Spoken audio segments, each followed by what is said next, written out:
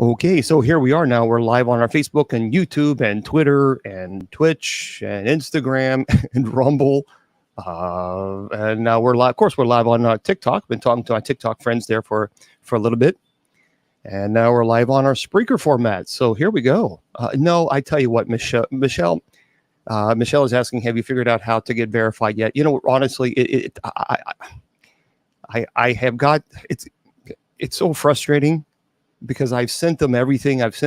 They have to have the proof of a driver's license, which I did. And I sent that plus articles, all these things that you're supposed to do. And it's not enough.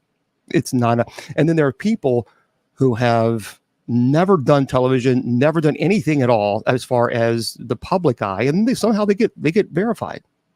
It doesn't make any sense to me. It makes no sense to me. I just like, okay, whatever. So unfortunately, it's one of those things. But my friend Michelle was asking there on TikTok, have we figured out how to get verified on TikTok? And I have not. I've done everything to submit all the paperwork to them, all the proof to them, everything. It's like, what do you want?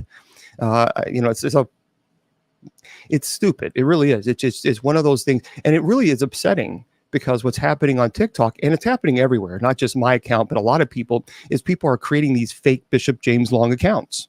And then they're putting my picture on it. And then they're contacting people and saying, hey, look, I need help with this, whatever ministry that I'm doing in Africa or whatever, South America. And then people are sending them money. Well, and then they get mad at me. I'm like, look, I don't own TikTok. I can't control that. So I tell people I have 2 accounts on TikTok. That's it. I have this one right here. And then I have a backup one, bishopjameslong.official. That's it.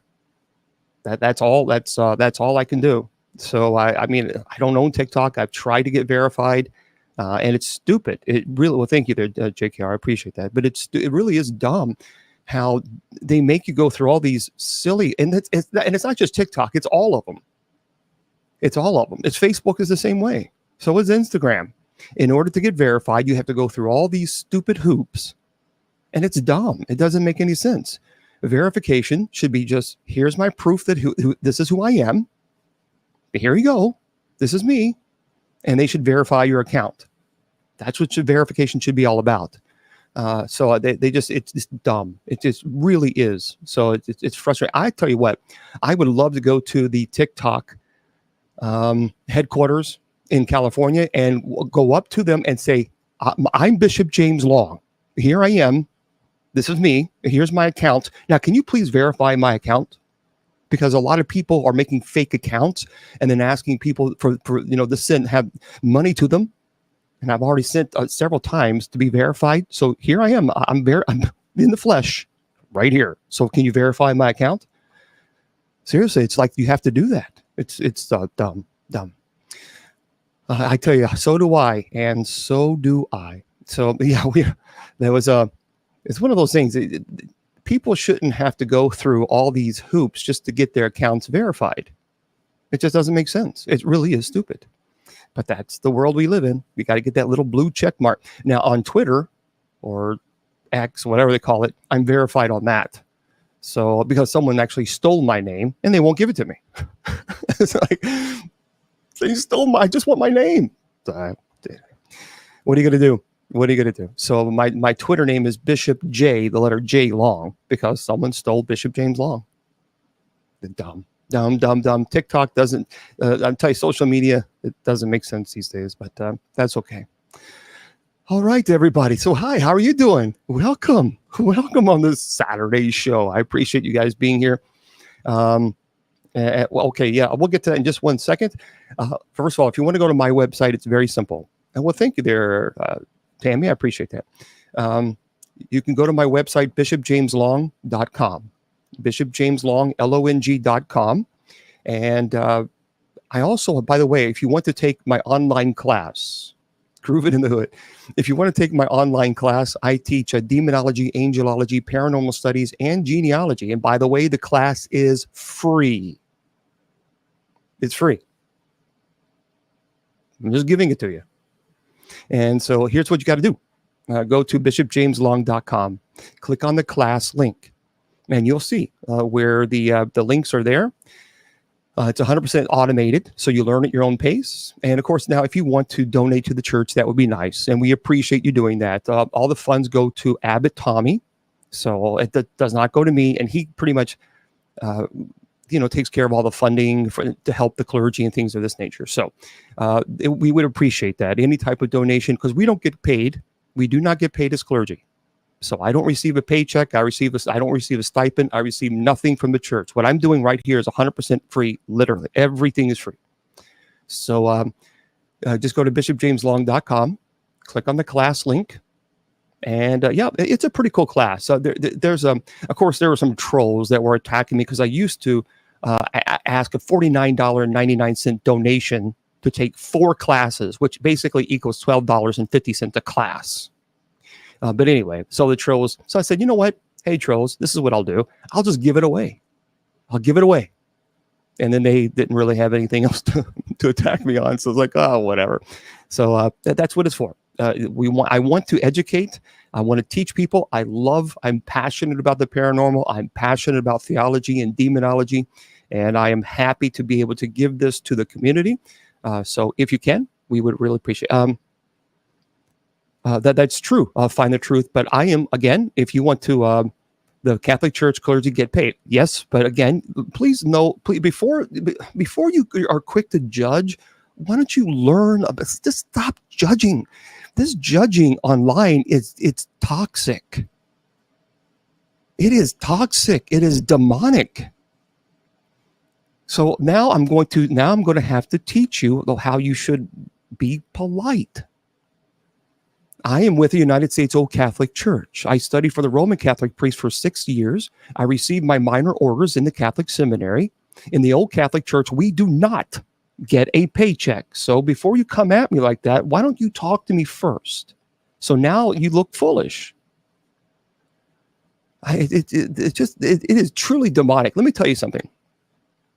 I am absolutely convinced that people always ask me, am I concerned about the demons, or is there something else that frightens me? Let me tell you what frightens me more than anything.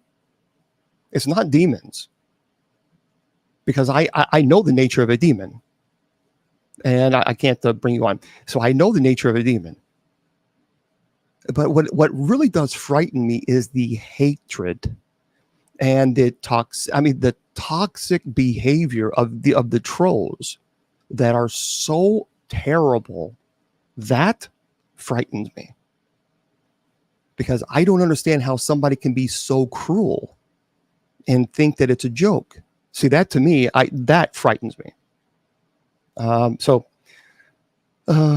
don't know who you're referring to, Gorilla. I'm going to have to look that person up, because I'm not really for sure. And let me just.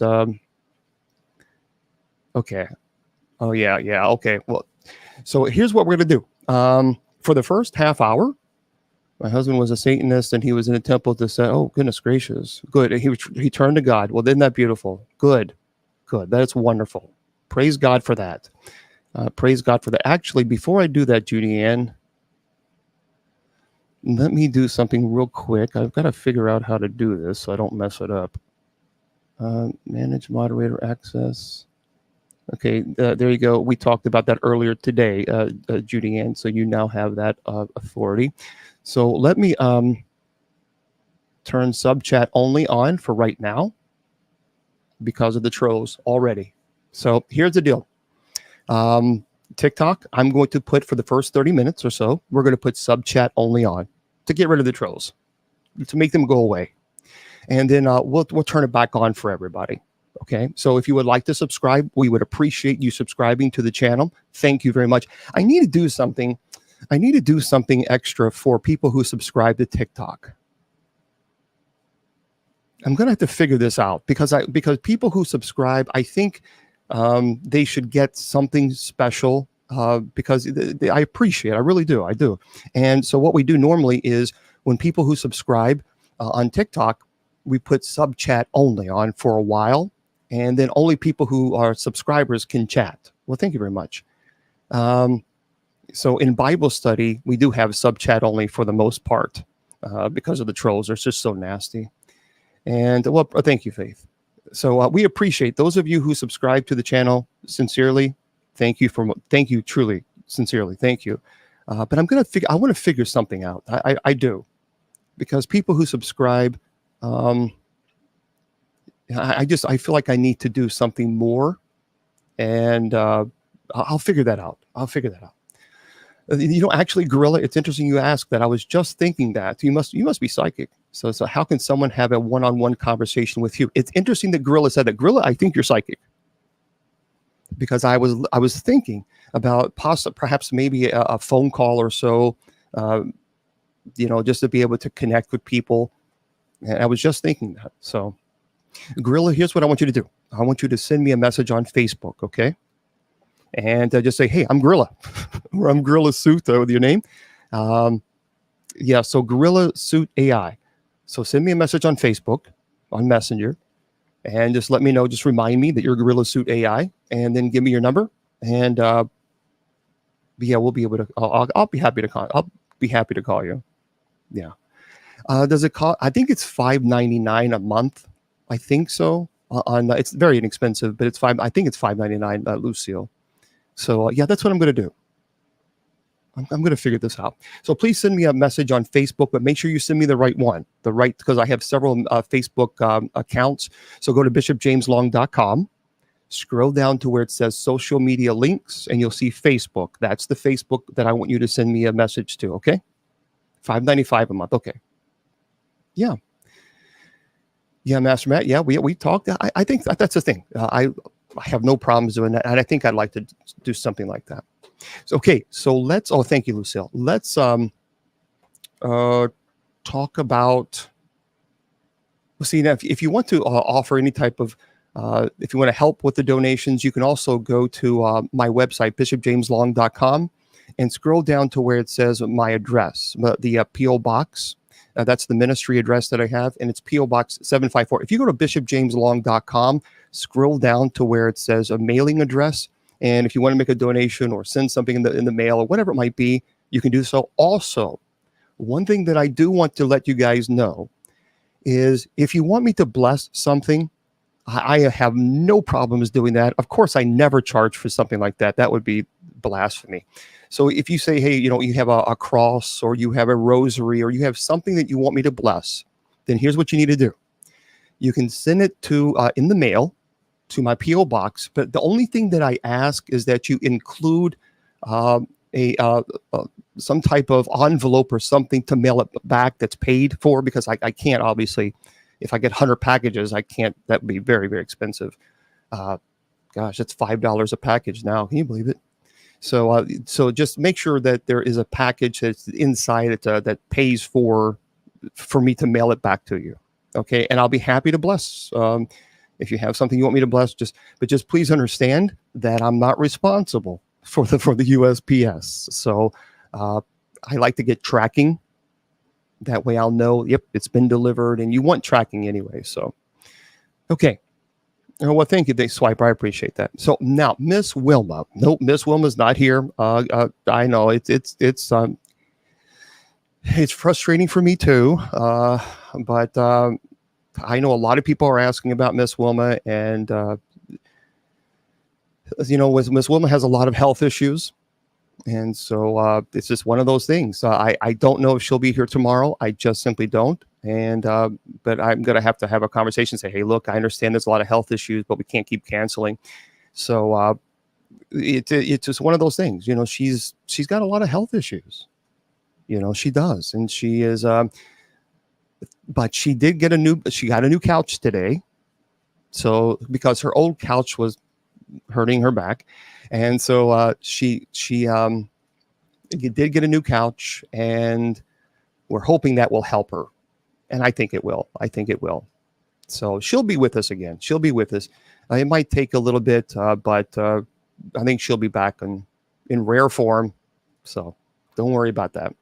But excuse me. In the meantime, you just have me. Sorry.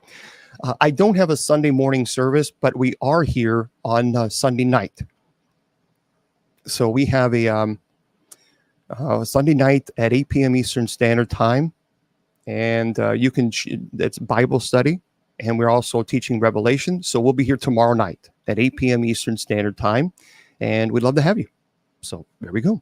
Okay, so at 8 p.m. tomorrow, right here, and we'll rock and roll. Yes, and please do me a favor.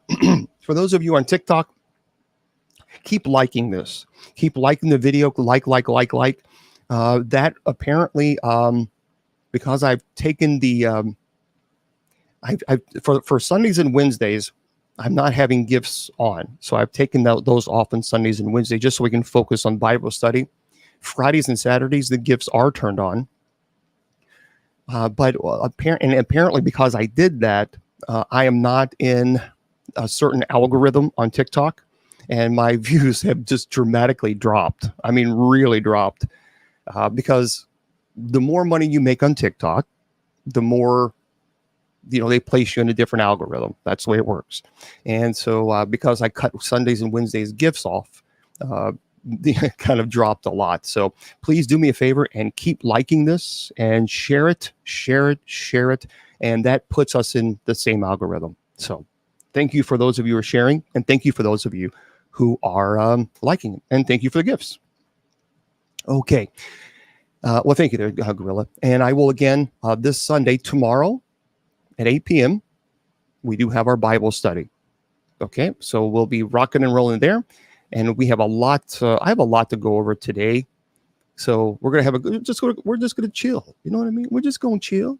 And if you have any questions, I'll be happy to do the best I can to answer the questions in my limited knowledge of certain things and my vast knowledge in other things. But okay, there we go. I'm having a good day. Hopefully you are as well. Hopefully you are. Oh, and by the way, do us a favor. Go to usocc.org, and if you're able to, please click on the retreat link, because we have a couple of clergy members, Father Sean and Father Mark, who are trying to raise funds so they can get to our retreat for next year. And so they're flying in, so that's flying and renting a car and then paying for the retreat. It's expensive. So if you can, thank you there, Judy Ann, please go to usocc.org, click on the retreat button, and just whatever donation you can make to either one or both, that's a blessing. So thank you. All right. There we go. So yesterday we had a really cool conversation about haunted locations. Oh, thank you there, Eric. Haunted locations. And well, you can go to we're not doing. You can just type in Desiree. Let me just put this in there. www.usocc.org/retreat. There you go. So you can just share that link with everybody, and have people donate if they can to either one. So, Raven, good question. It's not going to be until next year. So we have a little bit of time, which is good, but we do have to get there. They have to pay a certain fee, so that everybody has to put like a down payment. That's not a right word. My brain just said goodbye. But everybody has to put a deposit, like a security deposit in. So we would like to get that in and completed and get them completely funded for hopefully by September at the latest. That's my hope. And it's going to be about it could be roughly about $1,000 per person for Father Sean and Father Mark to fly and then rent a car and then have to pay for the retreat. So good question. 211 Freebird is asking what happens at a retreat. Well, actually, and the public is invited, by the way. So you guys are invited. You're well, somebody's saying hello. Judy Ann. What? I don't understand. Hold on. Put up this now. I don't understand. Well, we'll talk about that later because I don't understand. Put up this snapshot of gifts. Yeah, I don't understand. Oh, the snapshot. Oh, yeah, of gifts. Oh, yeah, you're going to show the snapshot of gifts. Let me show you something yesterday. Let me show you something. So yesterday, we opened up the gifts, so people can give gifts, and we appreciate that. And I thank you. There was a couple of people. I think I saw a couple galaxies, I believe, and people were just giving a lot for the gifts on TikTok. And again, I appreciate that very much. So I want to show you something, because the money is deposited into your account every Wednesday. So it's on once a week. So if from Thursday until like Tuesday, whatever you make after that, then they deposit it into your account. So after all those gifts that people gave yesterday on the live, because I only do it on Friday and Saturday, let me show you the grand total that I have now in the account.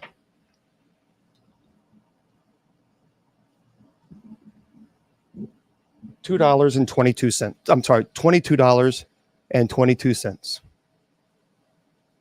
There it is right there.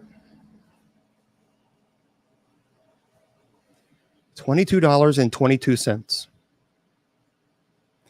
I think people think that just because you get gifts on TikTok, all that goes to it. Does not. TikTok actually takes 70% of it. So when you give someone $10 a gift, TikTok takes $7 out of that, and you get $3. So it's very, very little. It's appreciated, but just please understand, that's why it's best, if you're going to make a donation, just send a donation to my P.O. box, and that way 100% goes to the ministry. So what happens at a retreat? Well, at a retreat next year, we're going to have 2 individuals who's going to be consecrated to the episcopacy. And then we're going to, it's just a spiritual retreat where we have mass, we have night prayer, we have lectures, presentations that we do.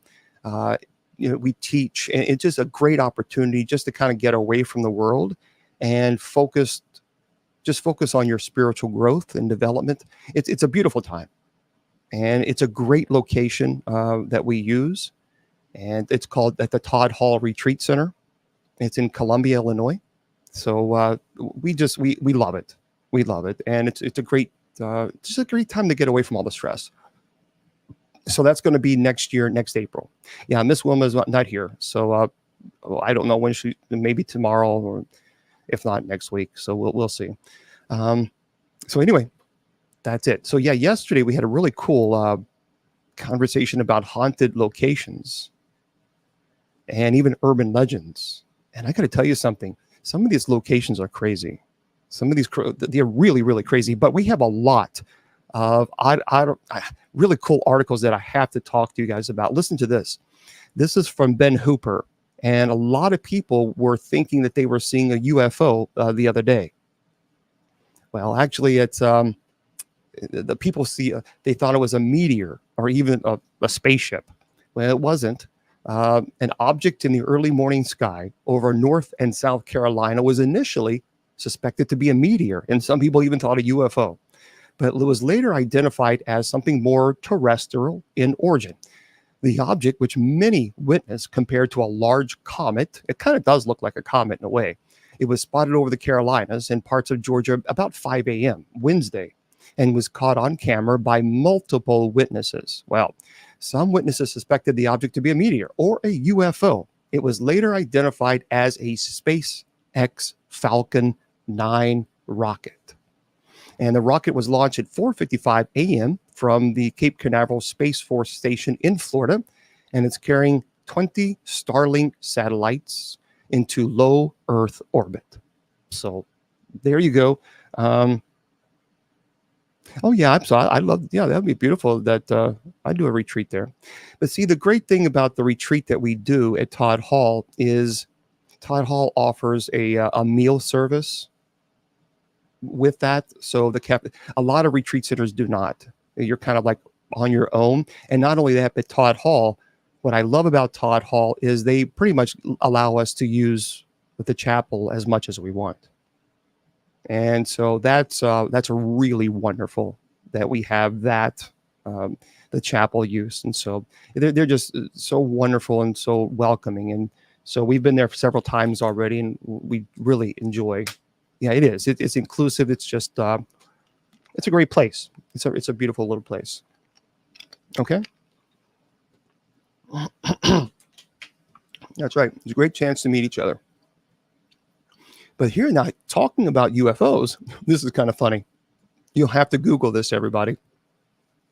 I saw this and thought this is pretty neat. A bizarre UFO-shaped vehicle was stopped by police in Oklahoma, Missouri. I didn't even know there was an Oklahoma, Missouri. But and so again, this is from Ben Hooper. An Oklahoma Highway Patrol trooper had an otherworldly encounter when he pulled over an unusual UFO-shaped vehicle on the highway. And the Oklahoma Highway Patrol said on social media that the trooper, Ryan Van Leck, stopped the driver, Saucer, on the Turner Turnpike due to an obstructed tag. Well, the two occupants of the unusual vehicle explained that they were en route to the annual UFO festival in Roswell, New Mexico.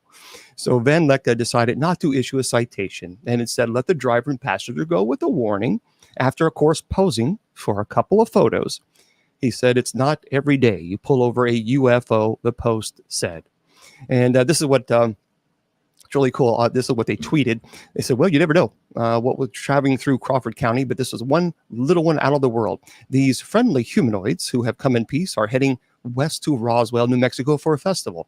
And there was a brief conversation about his out-of-space correction, out-of-state registration, but he assured us that he would take care of that issue when he returned to Krypton. He was also warned about our strict enforcement of warp speed on the interstate and to keep his phasers on stun only while traveling. But it's pretty cool. Let me see if I can find it so I can show you. If you have not seen this, yeah, here it is. I mean, it's pretty neat. There you go. Isn't that pretty neat? Thank you there, Mr. Medic. Of course, we know who that is, our seminarian. So isn't that cool? So there's the... But that is kind of neat. I mean, that's a... I'm surprised, really, because...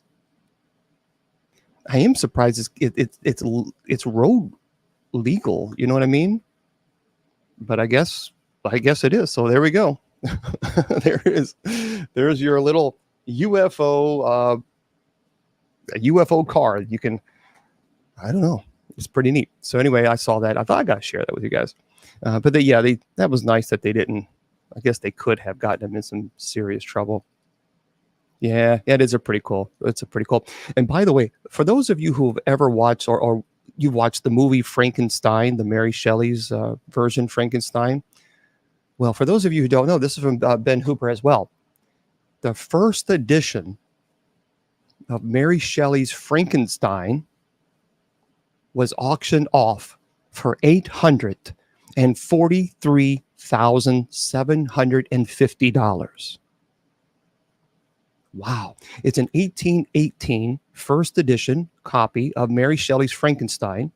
So the only privately owned first edition of Mary Shelley's pioneering horror novel Frankenstein was auctioned off for a hair-raising sum of $843,750. Wow, that is crazy. When an entity millions of years older than you tries to take you down. Okay, so how do you strengthen yourself and reaffirm your conviction in Christ when an entity millions years older than you try to take you down?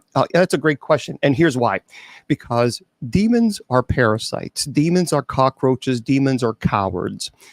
They are not created in the image of God. We are God's children.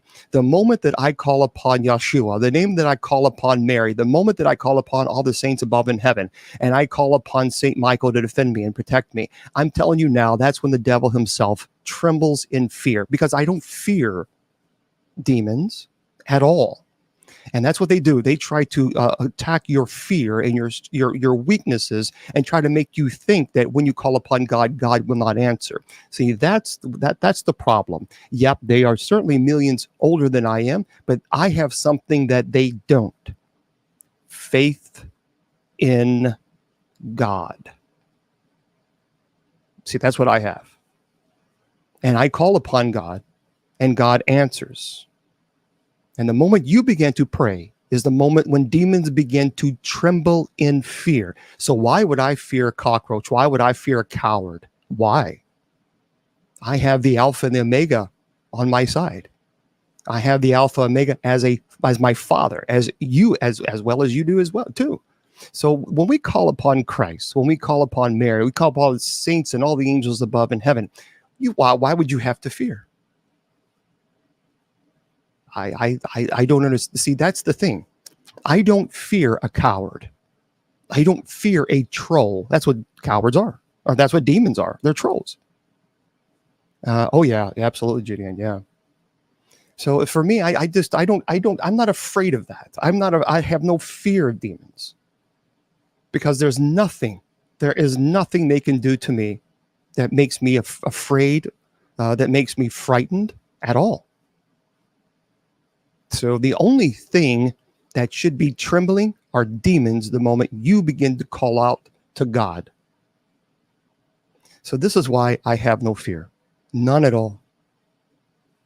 But as I said before, what does frighten me is the intense hatred and nastiness that people choose to partake in by trolling other people.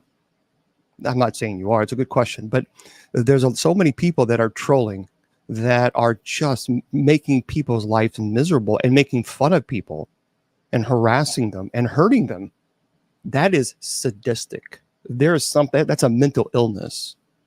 If you actually enjoy inflicting emotional trauma onto another human being, that's a medical problem. That's a psychological issue, because that's not normal. And anybody who thinks that trolling, because people think, oh, it's all fun. It's not fun and games. It's not fun and games. There are people who go online who try to spread joy and happiness. And then there are these horrible, horrible human beings who are listening to the demonic by harassing these people who are just trying to spread joy in other people's lives. And they're spreading this hatred and making fun of them. And they think that there are no consequences for that behavior.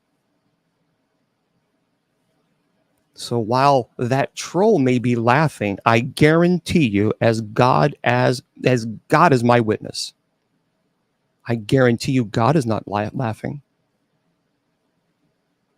I guarantee you that. And people say, oh, it's all innocent fun. It's not innocent fun when you inflict emotional trauma onto someone. That's sadistic. That's sadism. So this is why when people do that, I don't understand that. I don't get. I can't, and I don't ever want to understand that type of hatred. I have not. I'll have to check that out. He came to set the cabinets free.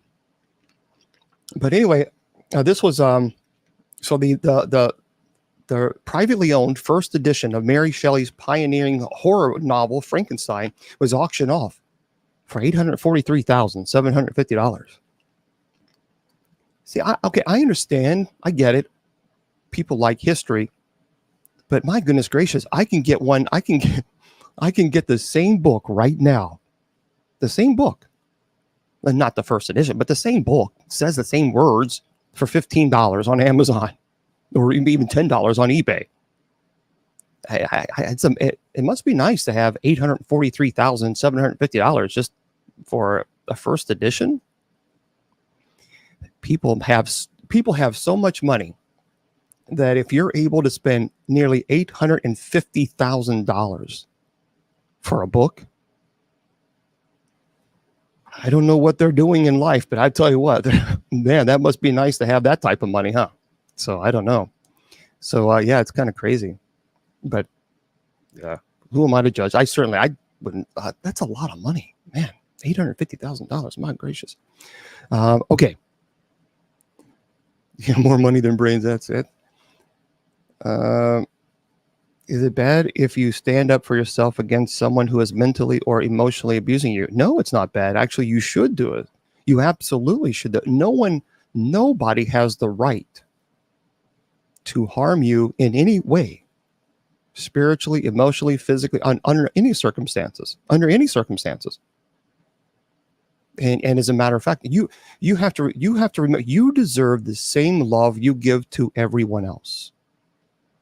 And if someone does not reciprocate that love, and rather they actually are disrespectful, you have to set boundaries. You absolutely set. This is why I say to you every time before I end the show, I always say your value does not decrease based on someone's inability or refusal to see your worth.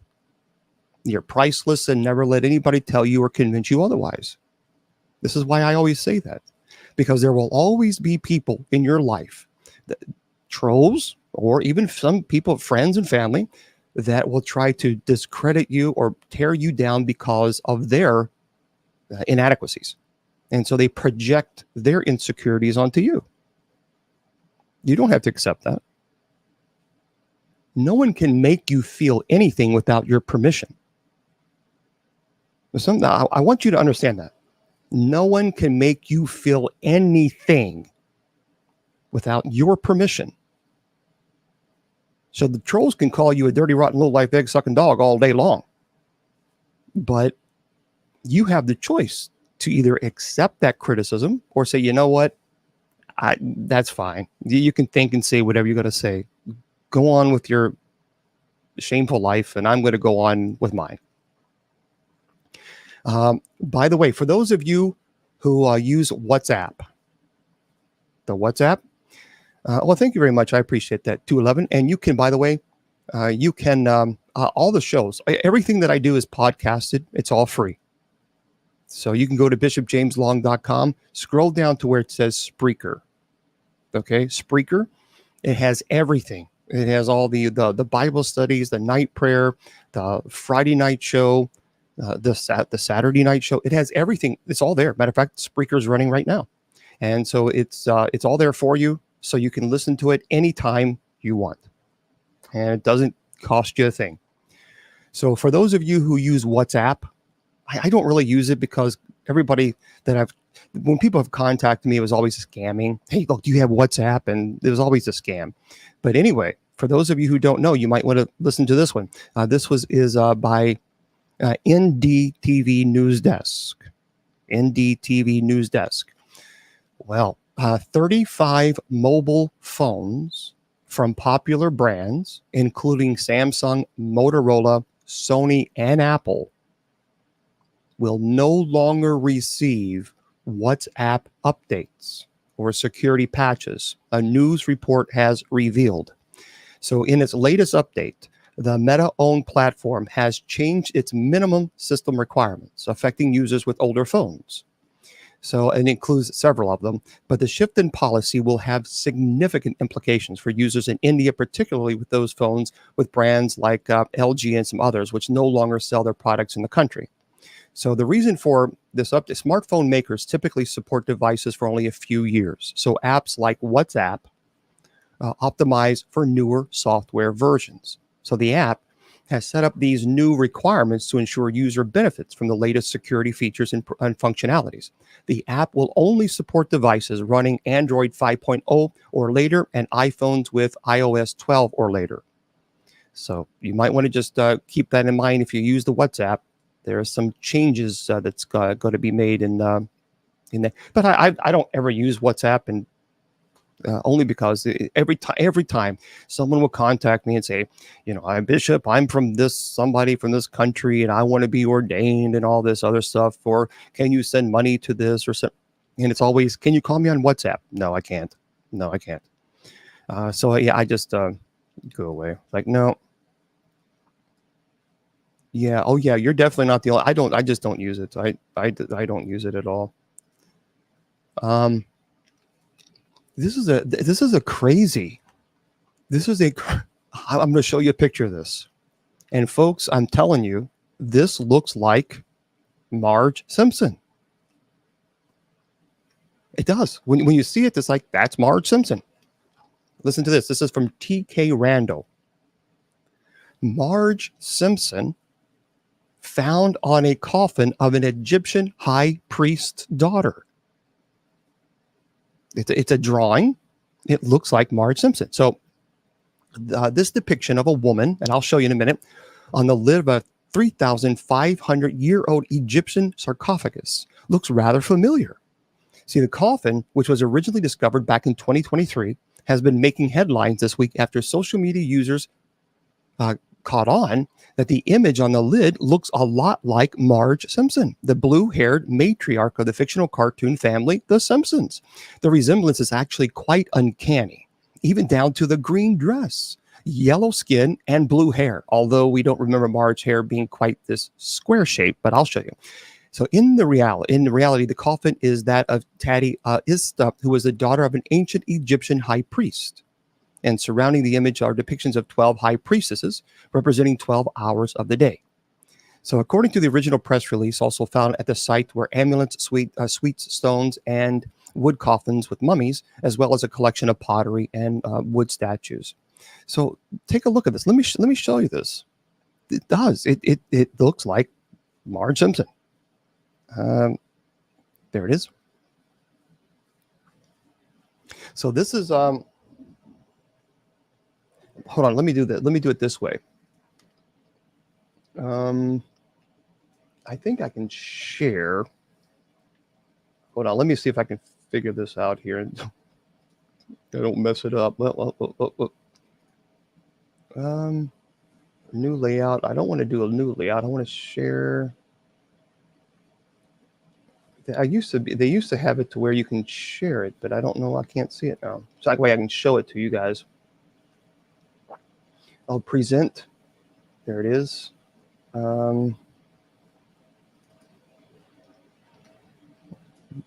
Share screen maybe? No, I don't want to do that. I don't. I'll just show you a picture. Anyway, here it is. But look at the top.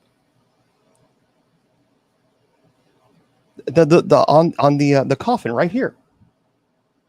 Well, somewhere. Well, anyways, right up there. You can see it. That's Marge Simpson. So let me show you guys. Isn't that crazy? Even to her feet. And folks, this is legit. This is not fake. That is just the craziest thing in the world. Let me see if I can do it this way. There. We'll put it that way. That way you can see it. There it is. That is the craziest thing in the world. See that? So that, I mean, it's bizarre. It looks like Marge Simpson. So if you want to go online and just type in Marge Simpson coffin, I think, let me see if I can pull that up here. Let's see, Marge Simpson coffin. Yeah, there you go. Just type in Marge Simpson coffin, and you'll see it right there. You'll actually see even the bigger pictures, and when you take a look at it, it's like that's. Okay, on here, her feet, she doesn't have shoes, but it does. It looks just like Marge Simpson. So there you go, folks. I mean, the things we learn on a Saturday night. Oh gosh, yeah, Tanya, I've been doing that for 35 years. Yeah, Tanya's asking, do I ever investigate the paranormal? Like, I absolutely, yeah. As a matter of fact, I was the very first Catholic clergy to go public with my ministry over 20 years ago in the paranormal because no one was helping.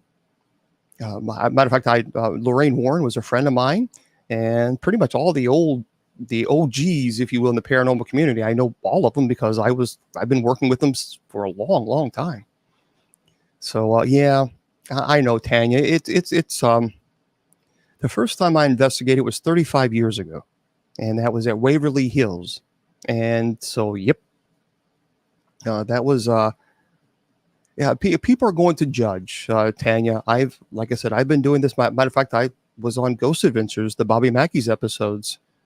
I don't know, maybe 15 years ago, and yeah, so I was the first Catholic clergy to go public with my ministry to help the paranormal community over 20 years ago. because there was no Catholic clergy helping. There was nobody. And I had some friends that were involved in the paranormal community, and they were saying, look, we need some clergy helping. We need somebody, because no one was willing. So I went public with my ministry. And then as soon as I went public, it just kind of exploded from there, from History Channel, National Geographic, and all the People magazine, all these other, it was crazy. It just exploded. It was like, all I'm doing is my ministry. And so, we did Bobby Mackey's, the 3 episodes there, and a whole host of other television shows. But that's, people are going to judge. Well, thank you, Tanya. People are going to judge. And that's the thing. And I've talked about this before many times. There's always those people that's going to judge paranormal investigators. But let me tell you this, and I've said this before so many times. That really irritates me, because over 20 years ago, I started the Paranormal Clergy, and I gave that to Rich Valdez, who now owns it. And the whole purpose of that was to network with paranormal teams, because I can't get I'm not a multimillionaire. I don't have a private jet. So if someone calls me in Florida, I can't just hop on my private jet. And considering the fact I don't charge, it's not possible. So I have to network with paranormal teams who do this for honesty and for ministry, and they don't charge. Well, thank you very much. And so, I'm in my 50s. So that's why I work with people who are paranormal teams, who go to people's homes. They don't charge. They don't think everything is a demon. They try to go over all the evidence. They present it to clergy, and then we get involved. That is a ministry. But the people who sit and judge paranormal investigators, they're never the ones who answers the calls at 2 or 3 o'clock in the morning. They are never the ones who have to buy all the equipment. They are never the ones who travel to people's homes whom they don't know, and they don't owe those people anything. But out of the goodness of their heart, they're willing to drive 8 hours, 10 hours, 15 hours, and go to these people's homes, pay for everything out of their own pocket, investigate, go through all the evidence, present the evidence to clergy, and then help the client, all for free. And yet the people on the sidelines who are attacking the paranormal investigators, that's all they're doing. They are attacking the people who are actually doing the work. And it's interesting, because that's exactly what the Pharisees did in Jesus's time. The Pharisees were the ones always attacking the people that were actually doing the work and helping the poor and helping the other people. The Pharisees were all high and mighty, but they were never the ones who would lift a finger to help. And Jesus called them a brood of vipers. So it's just fascinating to me how so many people are so quick to judge paranormal investigators, but yet those people, the very same people who pass judgment on those people, they never answer the phone call. They never travel to people's homes. They never investigate. They don't do anything but open their mouths and spew hatred. That's it. So I don't pay attention to those people at all, and neither should you. Okay. Yeah, it's crazy. It's nonsense, and like whatever. The only thing you're gonna do is offer criticism, but you don't offer to help, do you? No, you don't. So I just tell people, I say, you know what? Keep your opinion to yourself. People come to me and they attack paranormal investigators, and this is what I'll say. I said, and I've done this before too. I said, okay, I won't use any more paranormal investigators anymore. So, what state do you live in? Well, I live in Texas. Okay. So when I get a call from a family in Texas that might be 5 or 6 hours away from you or longer, I'm going to call you, and then I'm going to ask you to go to that family. Oh, by the way, you have to buy equipment that might cost you a couple $1,000, because I have to have the evidence to see if there's actually any credibility there. And you go all the way to that family's house. You pay for a hotel if it's long, if you have to be there for a while, but you can't charge. And you have to spend 8-10 hours there, and then gather the evidence and then present it to me. Oh, I can't do that. Okay. But you can offer your criticism, can't you? See, I don't even pay attention to those people. Trolls. Okay. This is by TK Randall as well. There is a really cool, I love Gatlinburg. I love Gatlinburg. I have all Gatlinburg, Tennessee. Gatlinburg and Pigeon Forge. And in Pigeon Forge, they have a Titanic exhibit. It's really cool. It's a really cool place. Well, anyway, TK Randall, listen to this. A Titanic exhibit at a museum near Chicago has inexplicably flooded, and nobody can figure out how. So the Volo Museum, which already has a reputation for being haunted, made local news headlines recently when CCTV footage was released showing a significant amount of water suddenly flood its Titanic exhibit late in the evening when nobody else was around. Particularly strange was the fact that museum officials were unable to find any explanation for the flooding, despite their best efforts to locate the source of the water. And there were no, by the way, there were no burst of pipes, there were no roof leaks or anything else that could account for it. Quote says, I'm not a huge ghost guy, but when all this happens, I mean, we're looking at, there's no cracks, there's no holes. The museum director told News Today, says there's no broken pipes. The ceiling is fine. Everything around the building is totally fine. So the museum is certainly no stranger to unusual occurrences, having been home to numerous accounts of paranormal phenomena, sightings of shadowy figures, and other weirdness. So could the water be paranormal in nature, or is there a more conventional explanation? I don't know. So take a look at that. It's at the Volo, VOLO Museum. VOLO Museum, Titanic exhibit flooded. That is crazy. Isn't that neat? See, things like that, that's pretty cool. I think it is. So, oh, you almost went there? Yeah, I've been to the Titanic museum there in Pigeon Forge several times, and I love it. It just it's a really neat place to go to. By the way, there's in the museum, of course, it kind of looks like the front half of the boat when you pull into it. But what's really cool about it is they have, of course, the items that were from the Titanic, and they brought it up so you can see actual items. But not only that, but not only that, when you go out into like the deck, the front deck, I guess, if you will, you go outside. So you have the captain's wheelhouse, I guess, and then you go outside, and it looks like you're outside, and it looks, there's stars everywhere. It's beautiful. And what's so powerful about that is they have a little running water system. Thank you very much. A running water system right to your right, and you can put your hand inside the water, and it's the same temperature it was when the individuals had gone into the water. And you try to keep your hand in for 5 seconds. You can't do it. You can't do it. It is just, I think it was 35 degrees. It is unbelievable. It truly is. So to me, when you actually experience that, it's just, man.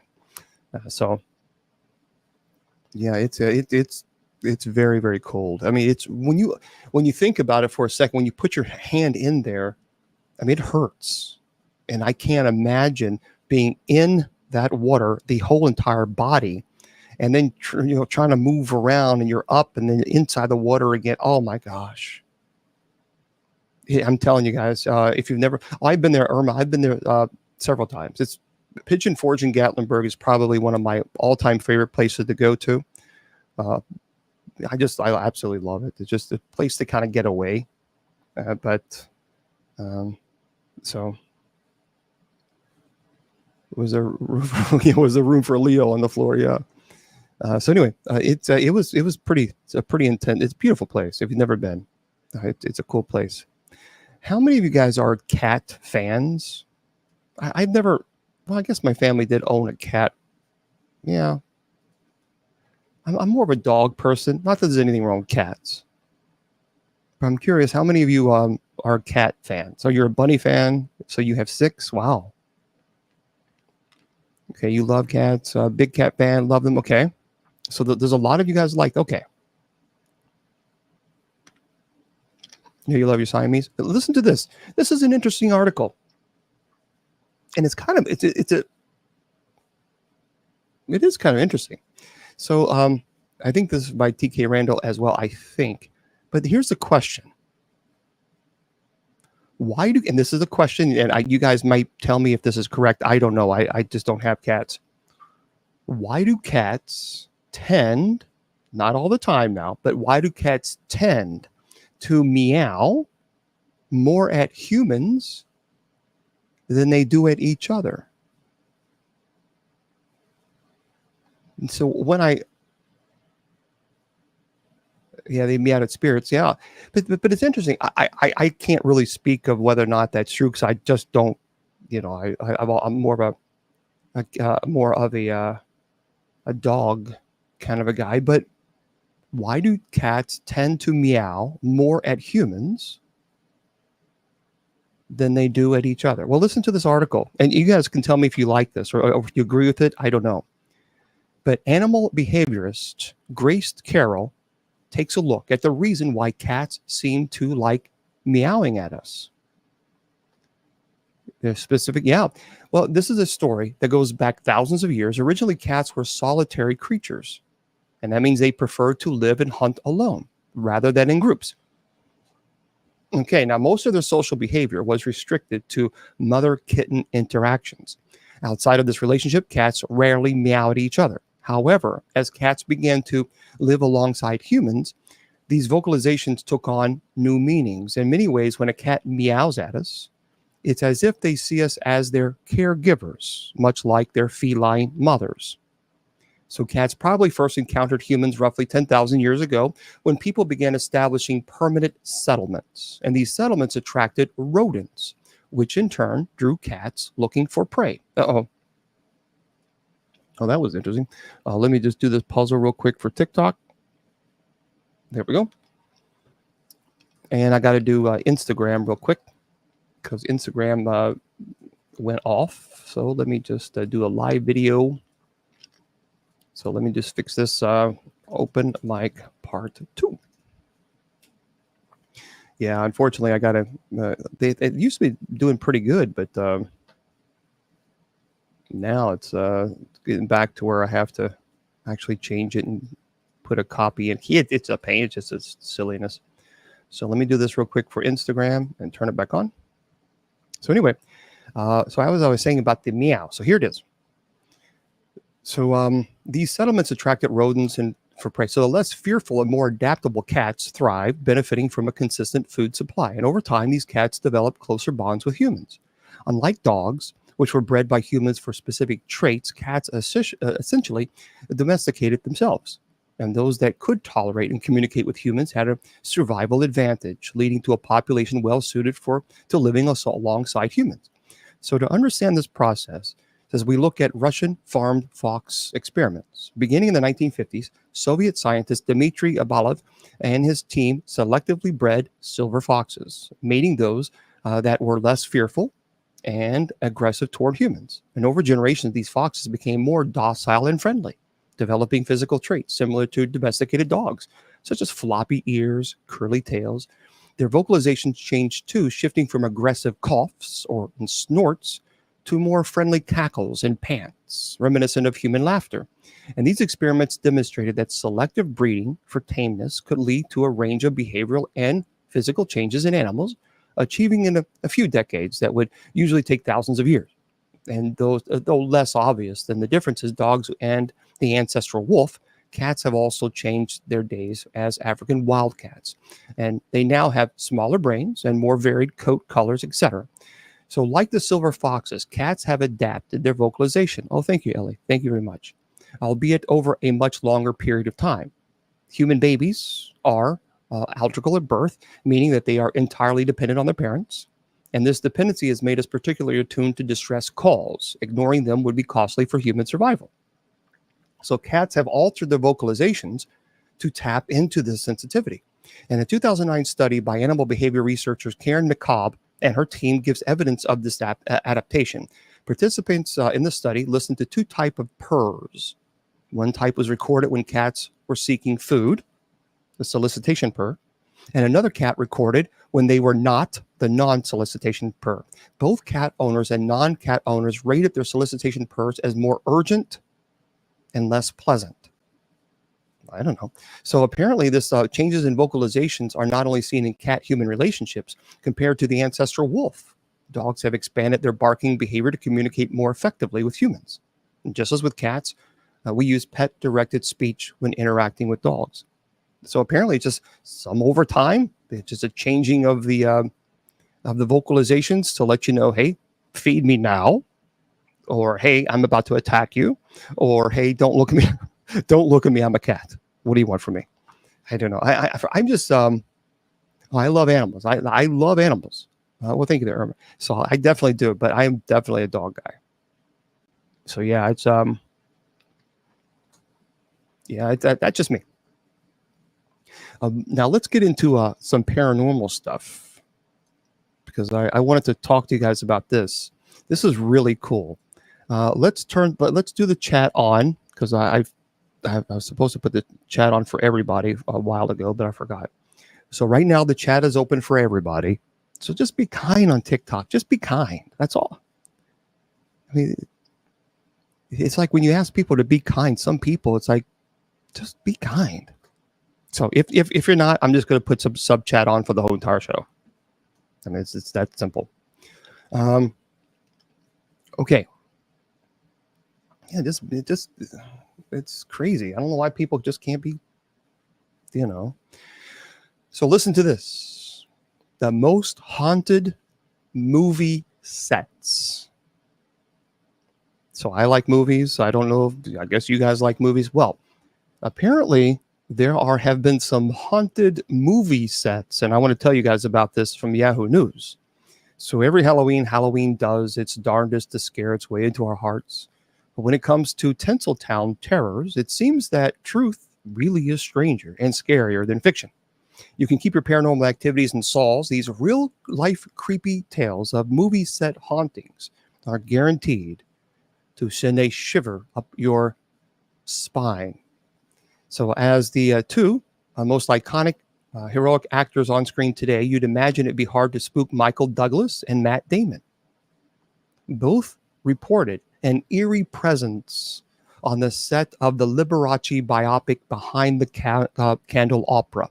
I've seen that movie. It's actually very, very good. I think that Michael Douglas and Matt Damon, they did a fantastic job, truly a fantastic job with that show, with the movie. I should say, of course, I think it's not for children, obviously, but it says here, insider told the National Enquirer that both stars, and both of them have actually said this in interview, that both stars felt cold, damp air swish by, a reeking of a potent men's cologne during filming, and Douglas is also said to have felt someone caress his shoulder, but turned around to find no one there. I don't know. Let's see. Okay, had the comment. You know what? You're exactly what's wrong with society.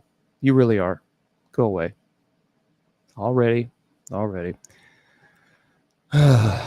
See, I'm saying that these people just can't help themselves. They are just so hateful. There's going to be a lot of people that when they see God face to face, God is going to say to them, I know you not. Well, I was just joking. I know you not. Depart from me. It's pathetic. It's just, there are people that are so focused on ruining it for everybody. They're just horrible. They're just horrible people.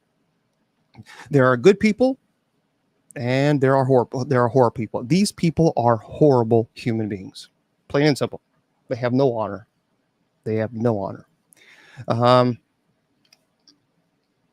Yeah, they are doing Satan's work, and that's okay. I'll just put sub chat only on. I mean, that's just simple. I hate doing it, but so listen to this one. During the filming of Dorothy Dandridge biopic, the first African American to be nominated for an Oscar, Halle Berry admitted that she was stalked by a prying poltergeist. Bizarre happenings on set followed her home after she borrowed a gown belonging to Dandridge. Barry told Ebony magazine she heard the quote, the sound of water boiling before seeing a baby's doll dress float in midair in front of the dead actress's dress. Understandably, she fled to her bedroom and began sobbing hysterically. I haven't even seen the movie. The next movie is The Omen, the 2006. Well, thank you. The Omen 2006. So thanks to all manner of creepy coincidences and dodgy deaths, the original The Omen has gone down in the movie myth history as one of the most cursed movies ever made. Now, although this time he reported a more direct haunting. So the director in 2006, John Moore, says this is serious business. Moore blamed an interfering spook for 2 days. 2 days worth. It ruined footage after his cameras imploded. Keep this in mind, displaying an inexplicable error that read 666 reading.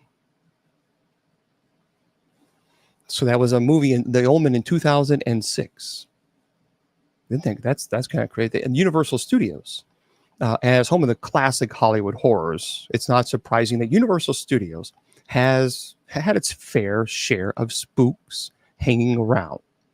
So on stage 28, that's the 28, the lot created specifically for the filming of the Phantom of the Opera, the old one, the black and white. Security guards and production staff still report seeing a black cape ghost to this day, and a ghost said to be none other than Lon Chaney, the Phantom himself. So, as a matter of fact, I have heard that before. That people who go on the stage 28 is a big, huge sound room, if you will, but it's huge, and a lot of people say stage 28 is quite haunted, quite haunted. This one is The Ghost of Goodnight Lane. I have never seen this one. If you guys have heard me, have seen it, let me know if you like it. But filmmaker Alan Bijan's The Ghost of Goodnight Lane revolves around his real-life experiences of owning a haunted movie studio in which 5 people passed away. And because he's a glutton for paranormal punishment, Bijan decided to film the movie in the studio that it was inspired by. The cast, including Billy Zane. Billy Zane, he was in the Titanic, the bad guy.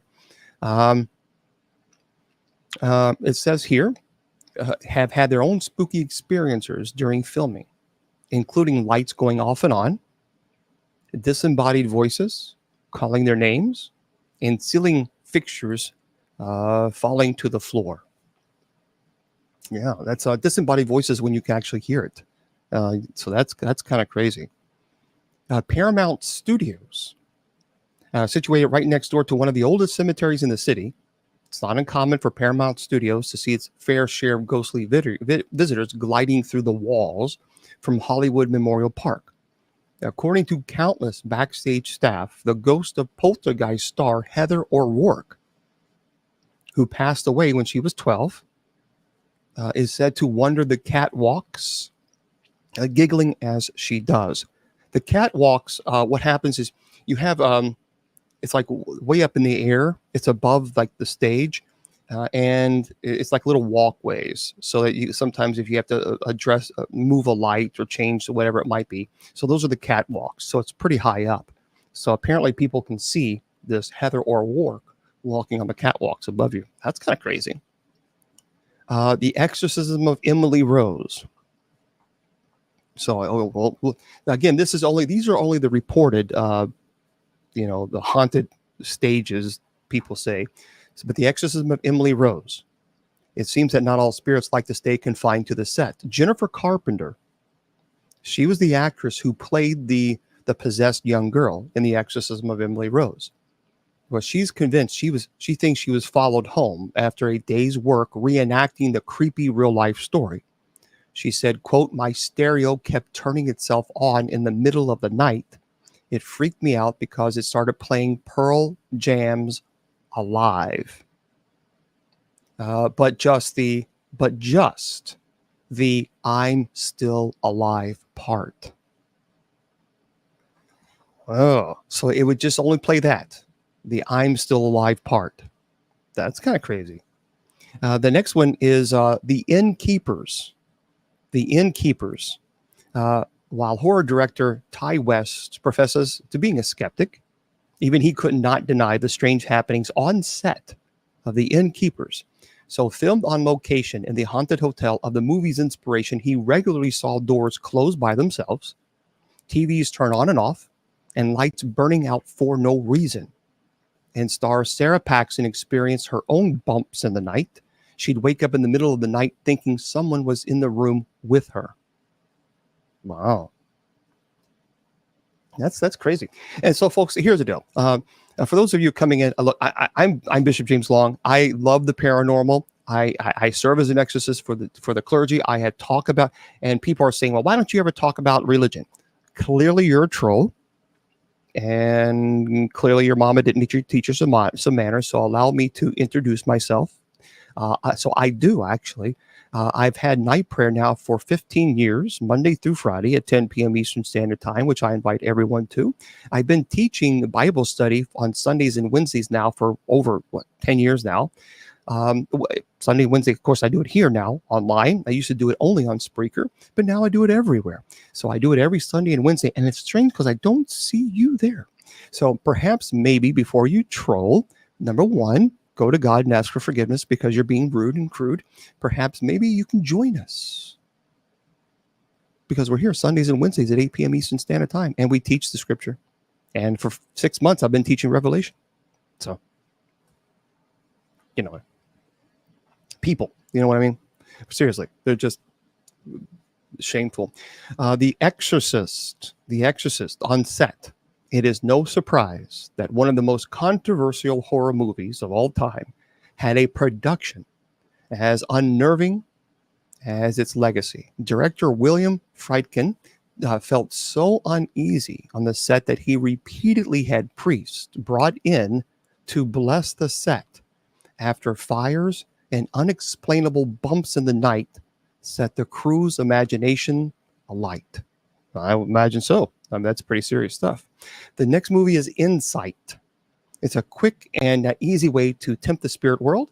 We'll set up a shop in an abandoned hospital with a long history of unexplained high death rates. And that's what the cast and crew of Insight did, with predictably weird results. Director Richard Gable said it was extremely creepy. You could feel death in that place. He said, I lost my producer for 2 hours.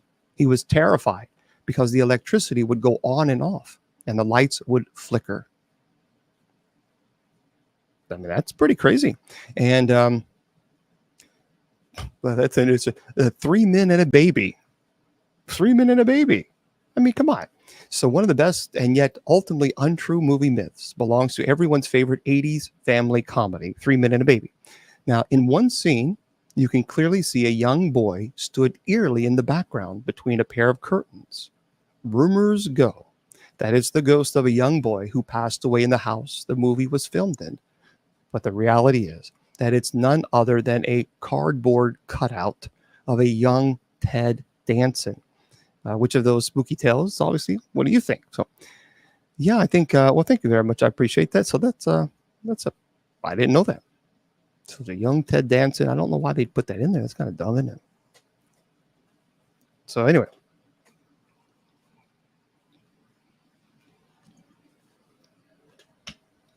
Oh, thank you very much. I appreciate that. Bulldog, and I appreciate all you guys being here. Hopefully you're, we're just chilling on Saturday night. We just chill and just sit around and talk about whatever it's on our mind. Normally I had Miss Wilma here, but she's been absent for a while. So, oh, by the way, here's a good one. I have not been to Yosemite, but yeah, we're just chilling. But listen to this one. This is by Jessica Tarker. Jessica Tarker. So if any of you have ever been there, let me know. And because I'd be kind of curious about what you think about this. I've never been there. It says here, when speaking about Yosemite, It is a national park with its waterfalls, climbing, and facts about El Capitan or Half Dome, or the hiking trails, including some of the longest, like the scenic and dangerous John Muir Trail or the Pacific Crest Trail, and other major talking points.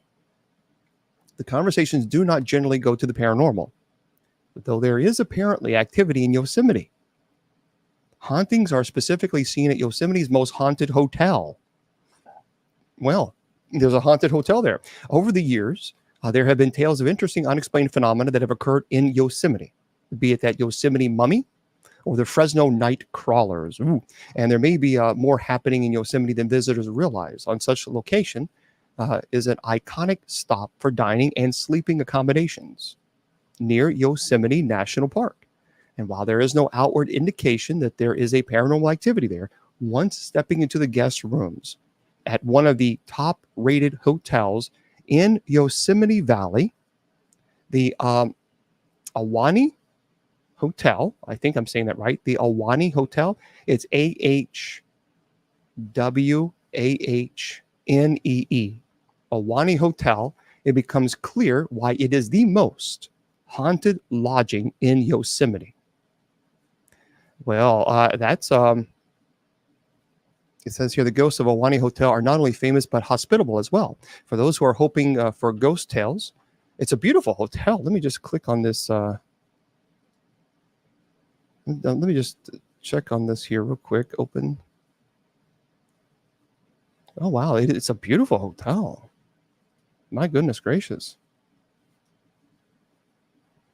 Yeah, that is a gorgeous. That looks almost like a 5-star hotel, but it says here, and for those who are hoping for tales of angry spirits and those who like to scare guests out of their rooms in the middle of the night, the Ahwahnee Hotel will not provide that experience. The spirits that remain at the hotel long after their death are said to be quite friendly. So Mary Curry Tresidder and her husband, Donald Tresidder, were the former owners of the Ahwahnee Hotel, and Mary was part of the Curry family, which helped to make the famed Ahwahnee Hotel come to life in addition to what it is now, the Curry Village, via the Yosemite and Park and Curry Company. So after the hotel was built, Mary and Donald lived in a residence on the 6th floor, and Donald unfortunately passed away while on a trip to New York in 1948, but Mary stayed on at the hotel until she passed in 1970. While both Mary and Donald are said to be seen at the hotel, Mary is the one who makes the most appearances, be it dancing in the common rooms of the Ahwahnee or tucking in residents who stay on the 6th floor. Her happy spirit is felt often. John F. Kennedy, by the way, said the Ahwahnee Hotel has been a favorite of many past presidents. One in particular. Okay, all right, Catherine, we get it, but you're kind of, you don't have to. We get it. I appreciate you putting in there, but just we don't span. One in the particular, John F. Kennedy, is still seen from time to time in spirit at the hotel. So when Kennedy stayed at the hotel, his room was on the 3rd floor, and due to his back condition, it is said that Kennedy requested that a rocking chair be brought to his room. And while there are not any rocking chairs at the hotel today, there are times when one pops up on the 3rd floor and can be seen rocking, with many believing it is the former president relaxing and enjoying his time at Yosemite. It's all good. So that's pretty cool. I've never been there. Have any of you been there before? It's the I of course have never been to the Yosemite, but the Ahwahnee Hotel. But it is beautiful. User 5043. Did you experience anything? It's a gorgeous hotel. I mean, it does look. Oh, you've been there, but not at the hotel. Yeah, it is really nice. That's definitely 5-star. There's no doubt about that. Oh, well, thank you there, Joseph. That's very kind of you. I appreciate that, Joseph. That's really nice. See, this is what we need more of. Kind thoughts, like comments like that. So Joseph said, Catholics, please do yourself a favor and check out Bishop's Bible study. I promise it's life-changing. See, this is what we have to, just be nice. Just be nice. Being nice goes a long way, especially in this world, because there's a lot of people who are really, they're stressed. Let me tell you something. There's a lot of people right now struggling with anxiety. I mean, a lot of people. And so people, the anxiety is very high for a lot of people. I have anxiety, and a lot of us do. A lot of people do, and just got to be nice. Just be nice to one another, lift each other up, not tear each other down. And this is why we can't listen to the trolls, because trolls are cancer. Trolls are a cancer on society. They truly are. They offer nothing but hate, and they're shameful. Julia Postel, Florida UFOs. There are 5 reports of strange objects in the Sunshine State skies recently. And these are pretty cool. I saw them, and that's a pretty cool video. To borrow from the wise philosopher Katy Perry, it's not just foreign and supernatural, it's extraterrestrial. So as the denizens of planet Earth observe World UFO Day, New Time hastens to point out that some say Florida is a hotspot when it comes to extraterrestrial interaction. So in fact, according to this website, very impressive looking website that gets extra points for offering an iOS app, which is enigmalabs.io, Florida has logged 14,754 UFO reports, making the Sunshine State the nation's second most active UFOs, if you will, encounters. The only state ahead of Florida is California. They have 28,037 sightings. But there's a really cool skylight in Miami Beach. As the strange lights movements within the clouds prompted online users to speculate whether this was an unusual meteorological event or perhaps a signal from a UFO. So you might want to check that out. It's there's a lot of this going on there. It's 5 reports of strange objects, but it's kind of cool. It's when you see it, it's like something's going on. And it could be military, sure. Could it be weather balloons, I guess, but I don't know. Yeah, I haven't. Let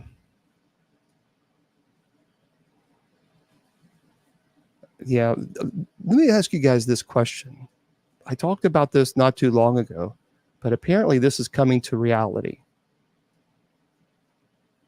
And I don't know. Well, thank you there, Laura. Yeah, I don't know about this one. This one, when I read this, I thought, no, I don't like this. Listen to this. An eerie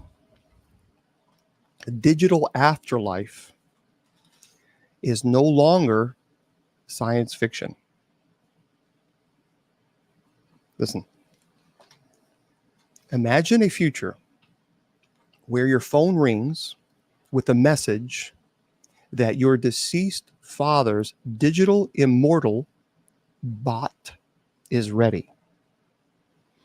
This promise of chatting with a virtual version of your loved one, perhaps through a virtual reality headset, is like stepping into a sci-fi movie, both thrilling and a bit eerie. As you interact with this digital dad, you find yourself on an emotional roller coaster. You uncover secrets and stories you never knew, changing how you remember the real person. Folks, this is not a distant hypothetical scenario. The digital afterlife industry is rapidly evolving. Several companies promise to create virtual reconstructions of deceased individuals based on their digital footprints. So from artificial intelligent chatbots and virtual avatars to holograms, this technology offers a strange blend of comfort and disruption. It may pull us into a deeply personal experience that blur the lines between past and present, memory and reality. As the digital afterlife industry grows, it raises significant ethical and emotional challenges. So these include concerns about consent, privacy, psychological impact on the living. So here it is. The VR, the virtual reality, and artificial intelligence technologies are making virtual reconstructions of our loved ones possible.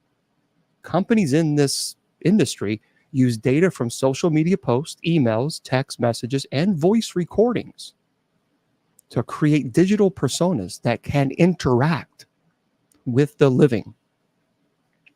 Although still kind of in the works, the number of players in the digital afterlife industry is growing. Here's a couple of them. Hereafter. Hereafter, that's the name of a company. As a matter of fact, let me open this up. Yeah. Preserve memories with an app that interviews you about your life. Then let your loved ones hear meaningful stories by chatting with the virtual you. So it's called Hereafter. All one word, allows users to record stories and messages during their lifetime, which can then be accessed by loved ones after you pass away. There's another company called My Wishes, offers the ability to send pre-scheduled messages. Listen to this. My Wishes, all one word, offers the ability to send pre-scheduled messages after your passing, maintaining a presence in the living for those who are living. Hanson Robotics has created robotic busts that actually interact with people using memories and personality traits of the deceased.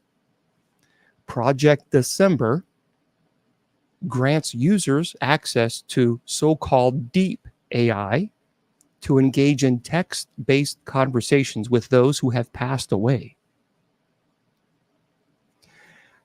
I don't know about this one. This,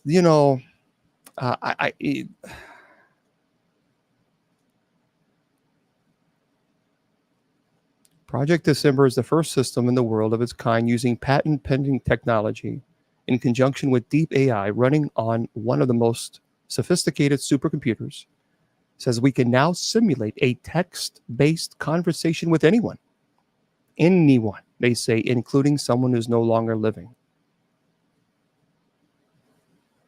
It's called Project December. ProjectDecember.net. If you wanted to, again, I'm here to pass on the information. You are here to decide whether or not you want to. I'm watching a 50-second video right now on the website.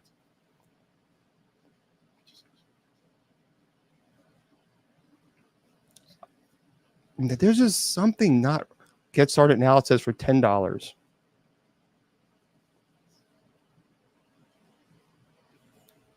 I don't know, guys. I don't know about this one. I just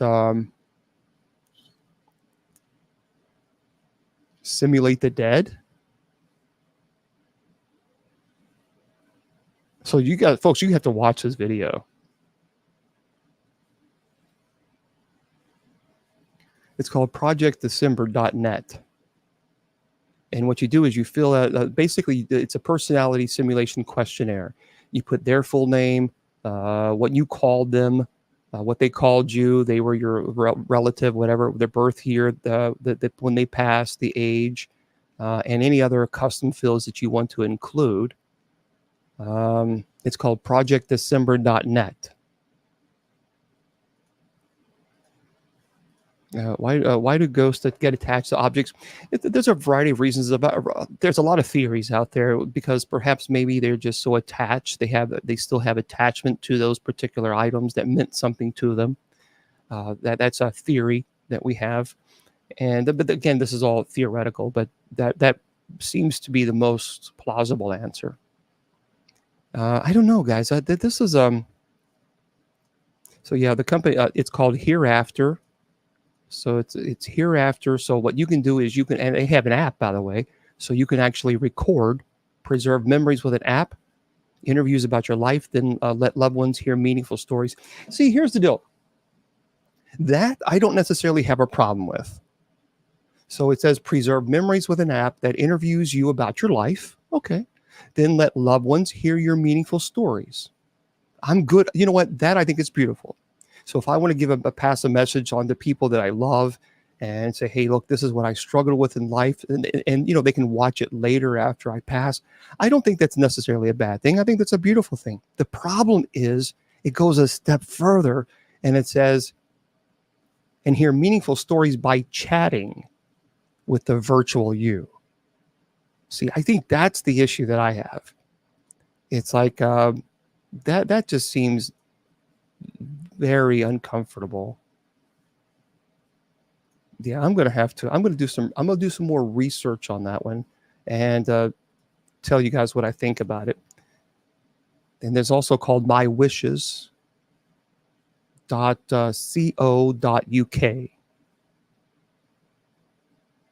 I don't know, man. That's just I'm gonna save this one and look at that one a little bit later. But I don't know. I to me I kind of think For those of you who like paranormal activity movies, some bad news for you.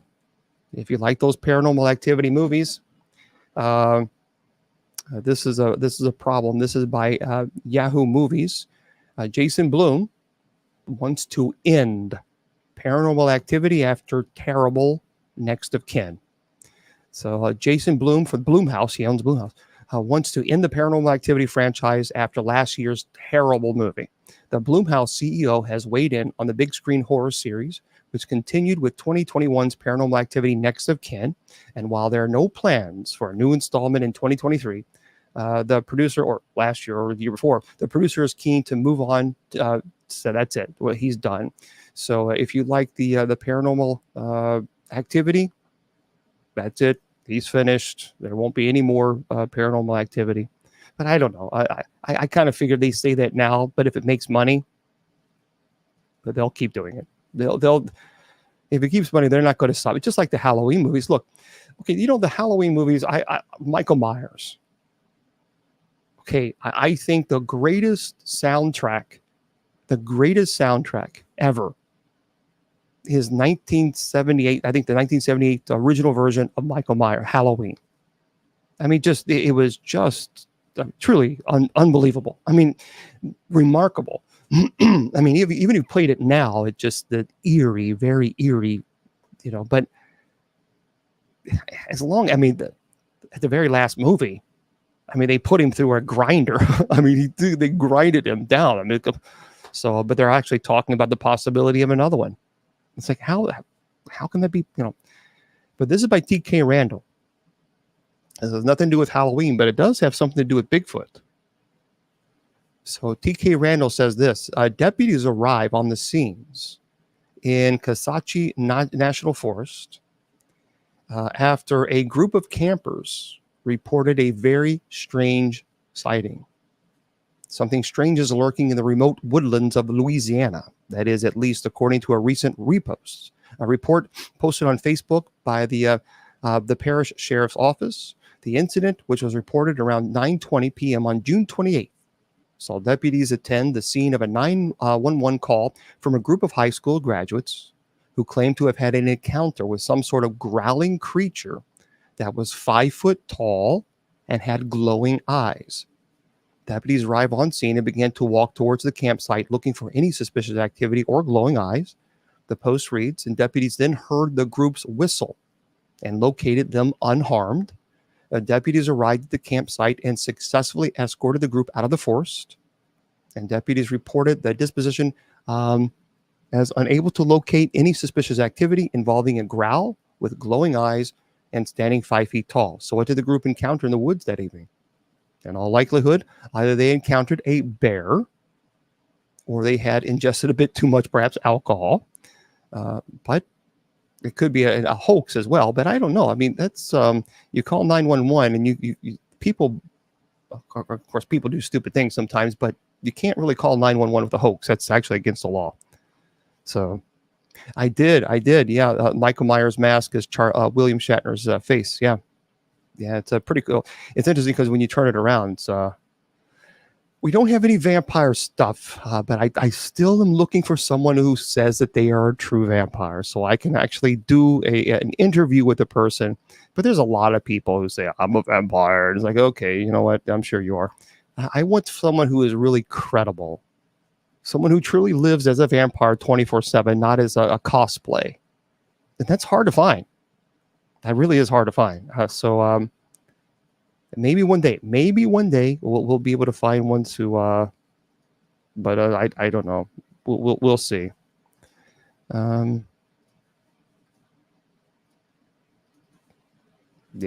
there's a lot of people who say it, but listen to this one. I do have a demon article for you guys. Thank you very much. Thank you.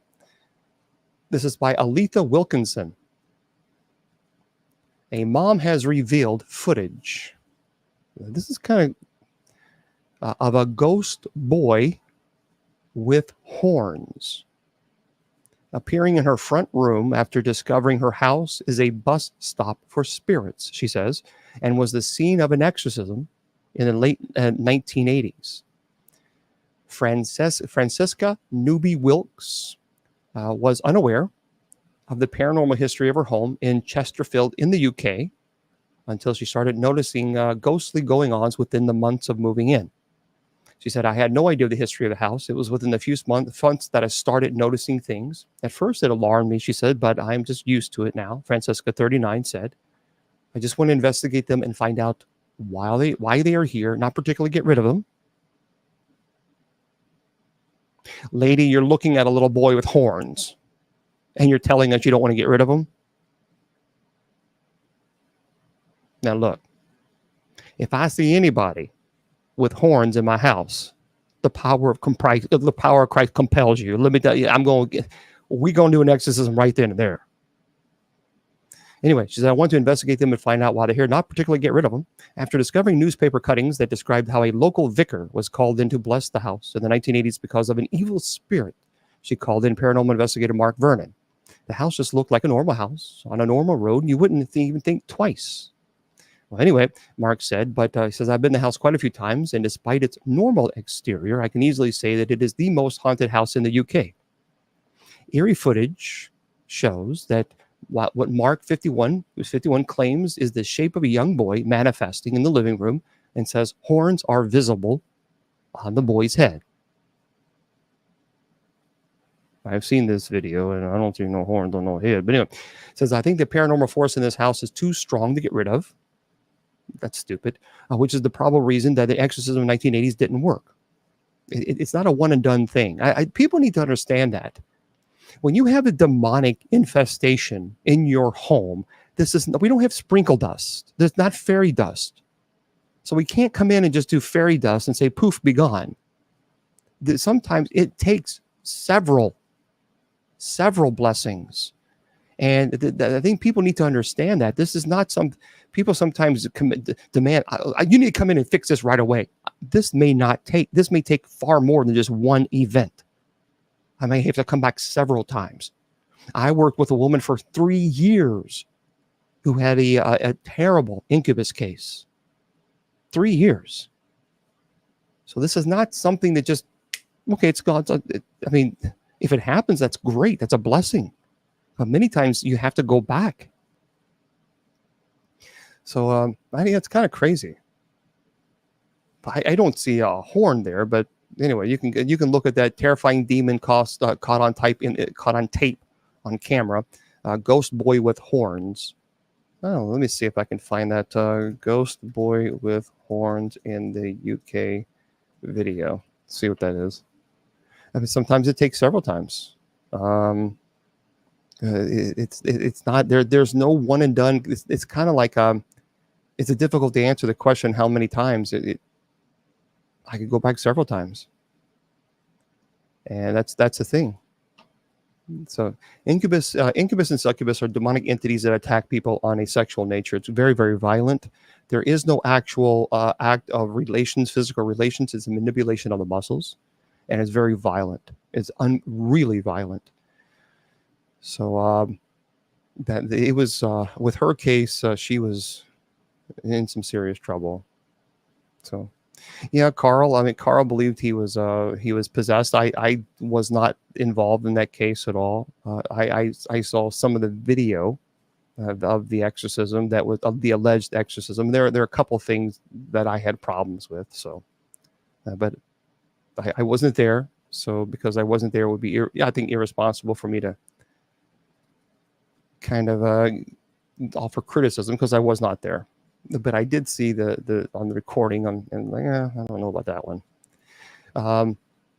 Alien Encounters, fact or fiction, by the way, launches on Discovery Channel. So if you guys love aliens and alien encounters, fact or fiction, well, TK Randall says this: the new show, it investigates UFOs and paranormal encounters, features Mitch Horowitz and Chrissy Newton.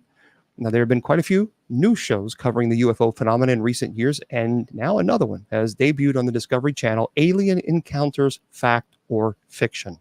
So as the title suggests, the show focuses on, but doesn't exclusively cover, UFO and alien encounters, with UFO experts Mitch Horowitz and Chrissy Newton investigating the available evidence for each case to determine if a conventional explanation can be found. After listening to each firsthand account, the duo taps into the latest intelligence, technology, and tools to investigate the report activity. So, using recently declassified UFO documents, databases, and more, the pair closely analyzed the visual and physical evidence to separate fact from fiction. And they'll then render a final verdict as to whether each individual experience has a verifiable explanation or if they believe it's to be a real encounter.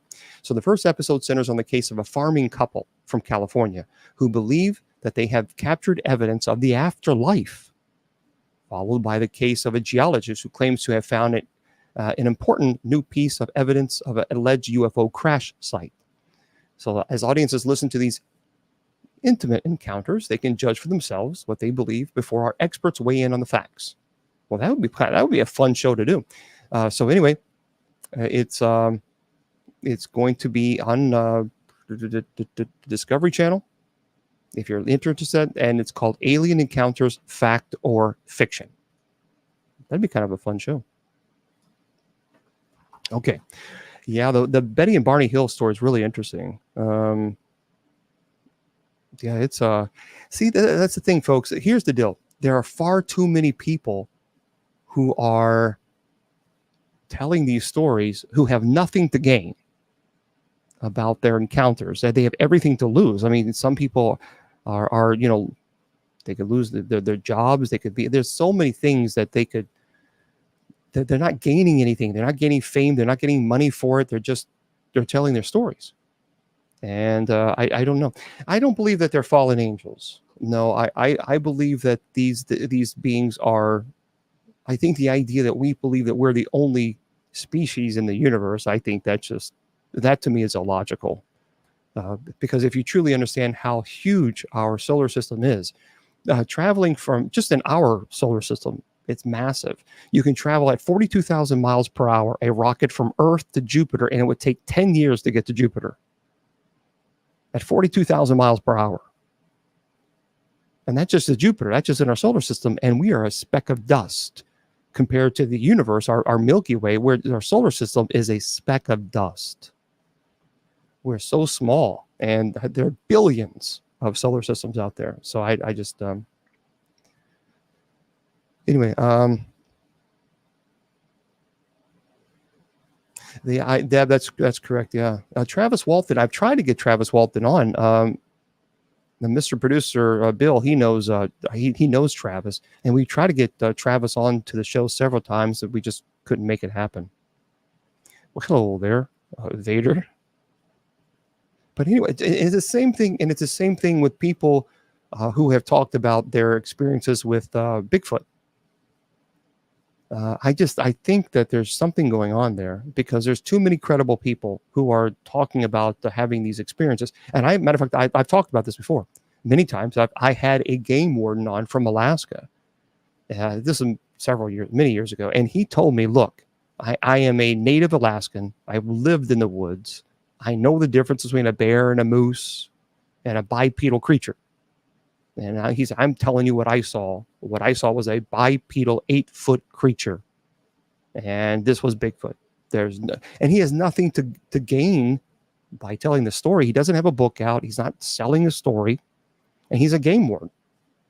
So I just think there's too many people who are experiencing these things. So I don't know what it is, but there's too many people who are experiencing it.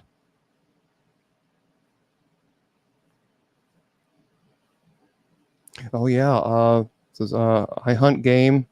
Things are weird out here in California North. I would imagine so. I would imagine there's a lot of reports, a lot actually in North Carolina. There's a lot of woods. There's big mountains there, I believe.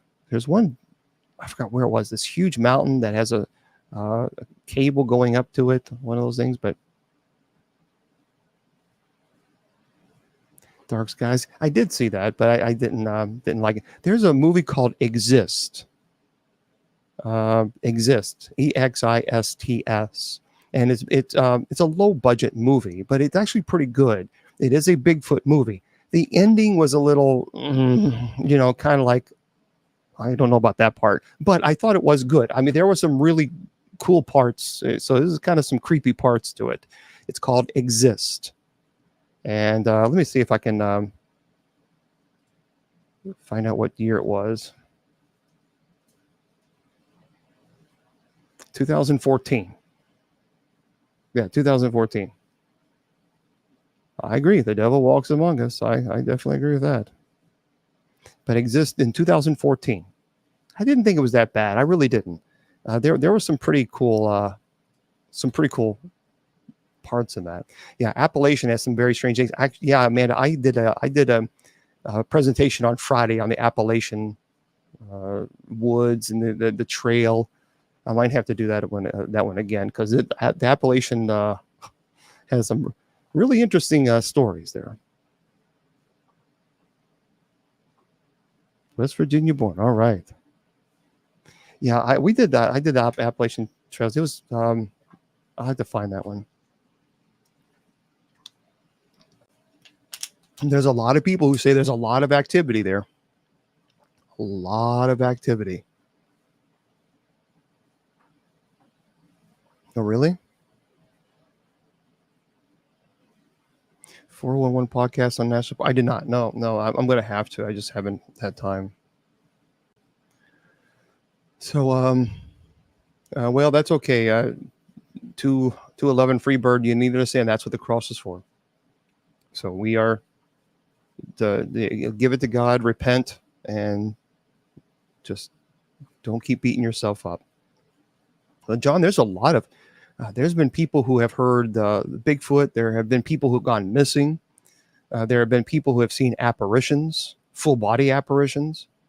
So I'll have to do a presentation once again on the Appalachian Trail and the haunted stories, because there are a lot of really credible stories out there that people have experienced. Yeah. Right. Yeah, Catherine, that's true. I tell you what I'm going to do for Spreaker. I'm going to say goodnight to Spreaker. It's just easier for me that way. I won't have all these programs open. So therefore, Spreaker is going to close out. There we go. Yeah, it's easier to manage that way. Okay. Oh, you went missing. Yeah, I'm telling you, that's serious stuff there. Yeah, that's right. Thanks for Oh, hush up. I didn't say anything to you, Siri. Siri just decided to go off. But yeah, if you want to go and watch the Gates of Hell Cemetery, the documentary, you can go to bishopjameslong.com, scroll down to where it says social media links, and you'll see the YouTube. If you go there and then click on the Gates of Hell documentary, and yep, and we able to put that together, and the Miss Judy Ann there, of course, she served as an executive producer, so we appreciate that. Well, hello there, Christopher. Yeah. Yeah, Siri had to put her 2 cents in. Yeah. Hey, Siri. Now she doesn't want to talk. Come on, Siri. Let's ask her. Hey, Siri. Do you believe in Bigfoot? Sorry, but the Council of Fantastical Beings has advised me not to answer that question.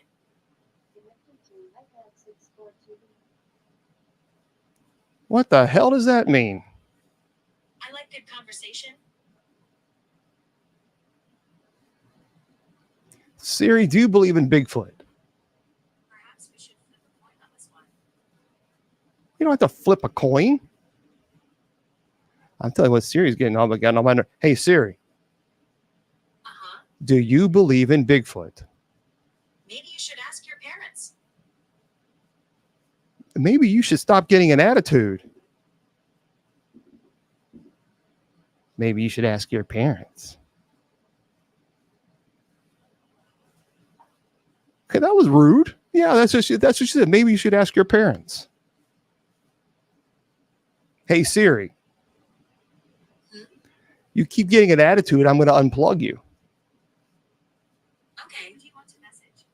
I don't want to message anybody. Well, lady, Get off of my phone. What are you talking about? I didn't get that. Could you try again? Hey Siri, Mm-hmm. do you believe in Bigfoot? I don't know if I'm the best resource on questions of existence. Girl, listen. You know what? I'm done talking to you. You're grounded. She's done. Siri got an attitude. Yes, Siri got an attitude. That's what Siri's got. I'll tell you what. I tell you, I'm not gonna say that. Anne Marie, no. That's no. Yeah, we know why Siri isn't married. That's funny. Yeah, maybe you should ask your parents. You should ask your parents, Siri. But anyway, I did. I asked, hey Siri, is there a Bigfoot? There is no credible evidence for the existence of Bigfoot. This answer is from Wikipedia. I don't care about no Wikipedia. Wikipedia is stupid. Why are you talking to me about Wikipedia? No, it's from Wikipedia.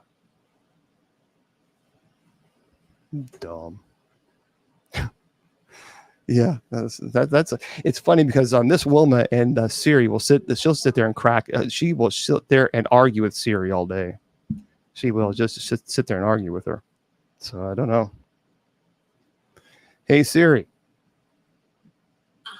do you believe in ghosts? I don't believe in ghosts, but I do know a few ghostwriters.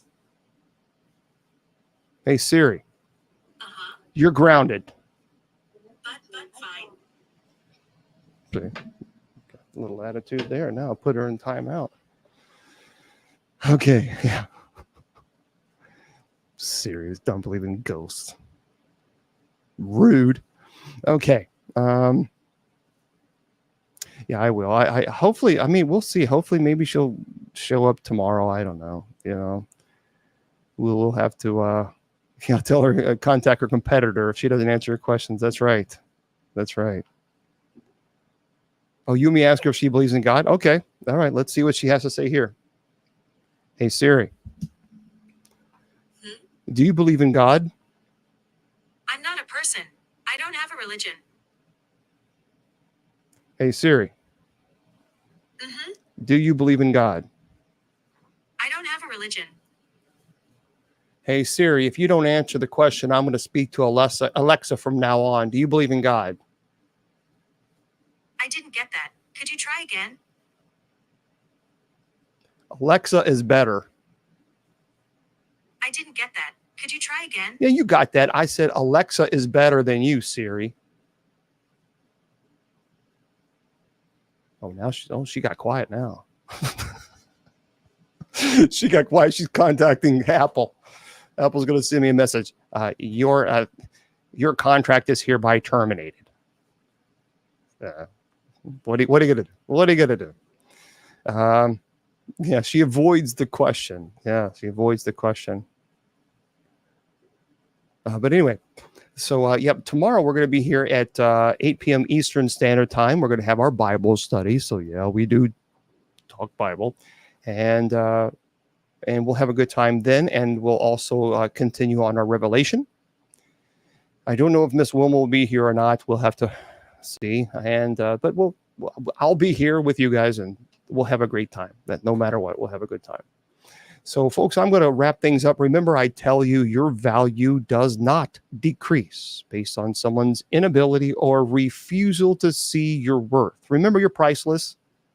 And don't let any troll tell you or convince you otherwise.